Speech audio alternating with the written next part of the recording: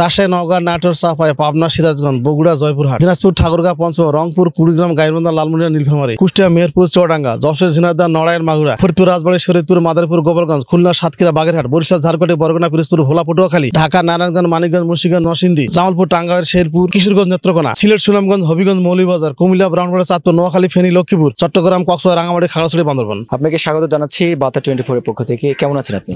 আলহামদুলিল্লাহ ভালো আছি। আপনাকেও সুস্বাগতম। আমি নওগাঁ সরকারি কলেজ পরিবারের একজন সদস্য। আমার কলেজের পরিবার থেকে আমার ব্যক্তিগতভাবে আমিও শুভেচ্ছা স্বাগতম জানাচ্ছি। অনেক অনেক ধন্যবাদ।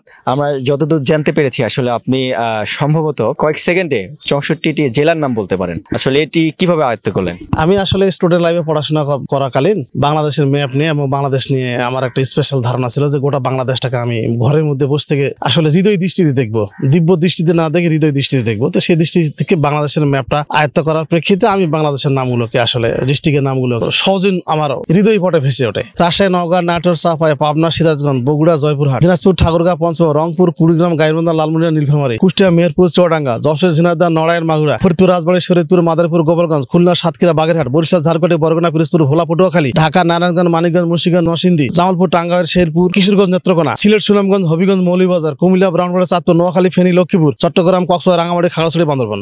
সত্যি এটি একটি ট্যালেন্ট। আসলে এটি রপ্ত কেউ যদি করতে চায় সেক্ষেত্রে কিভাবে রপ্ত করতে পারবে স্যার? এটা আসলে রপ্ত করার বিষয় নয়, এটা হলো আমাদের দেশের যে ম্যাপটাকে মনে রাখতে হবে। আমি ঠিক ম্যাপ অনুযায়ী বলতে পারি, কারণ এটা আমার মুখস্থ নাই। আমি বাংলাদেশের যে কোনো কর্নার থেকে বাংলাদেশের যে বিশেষ করে বলে টেকনাফ থেকে তেঁতুলিয়া যে কোনো এক পাশে ধরলে বলা যাবে, কারণ আমার বাংলাদেশের ম্যাপ সম্পর্কে একটা প্রাথমিক ধারণা আছে। আর আমি একটি বাংলা লিটারেচারের ছাত্র, সেই হিসেবে একটু ইতিহাস অনুসন্ধান করি। ফলে আমার ইতিহাসের সাথে অনুসন্ধান করতে গেলে ভূগোলের সম্পর্ক চলে আসে, আবার ভূগোলের সম্পর্ক চলে আসলে সমাজের সম্পর্ক চলে আসে। ফলে এইসব বিষয় নিয়ে কাজ করতে গিয়ে আমার বাংলাদেশের ম্যাপ সম্পর্কে একটা ধারণা হয়ে যায়। স্যার আপনি তো অনেক বই লেখালেখি করেছেন, আসলে আপনার উল্লেখযোগ্য কয়েকটি বইয়ের নাম যদি বলতেন। আমি মূলত জার্নালে লিখি, প্রায় শতাধিক জার্নালে আমার আর্টিকেল প্রকাশিত হয়েছে, বিভিন্ন পত্রপত্রিকা সহ দেশ এবং বিদেশে। বিশেষ করে পশ্চিমবাংলা থেকে আমার লেখা বেশি বের হয় এবং পশ্চিমবাংলায় আমার নিয়মিত জার্নালে আর্টিকেল বের হয়। এছাড়াও বিশেষ করে আমার উল্লেখযোগ্য একটি বই হলো নওগাঁ ইতিহাস ও ঐতিহ্য নওগাঁ। এছাড়াও সামনে 21 বই মেলা আমার আরেকটি বই বেরোতে যাচ্ছে, এটি ঐতিহ্য প্রকাশনী থেকে বের হবে। এই বইটি হলো প্রত্ন ঐতিহ্যে পাহাড়পুর বৌদ্ধবিহার।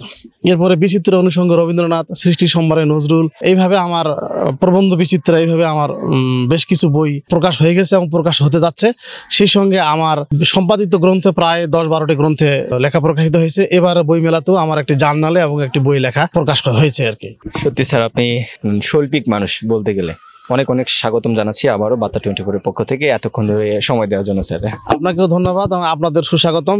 বার্তা 24 এটা আমি আরো উজ্জ্বল ভবিষ্যৎ কামনা করি, সবার কল্যাণ হোক। প্রিয় দর্শক, দেখতে দেখতে আমরা শেষ পর্যায়ে চলে এসেছি। আবারও অন্য কোনো পর্বে দেখা হবে, এমনই কোনো বুদ্ধিমান মানুষের সাথে আবারও পরিচয় করে দেব আপনাদের। ততক্ষণ ভালো থাকবেন, সুস্থ থাকবেন। আল্লাহ হাফেজ।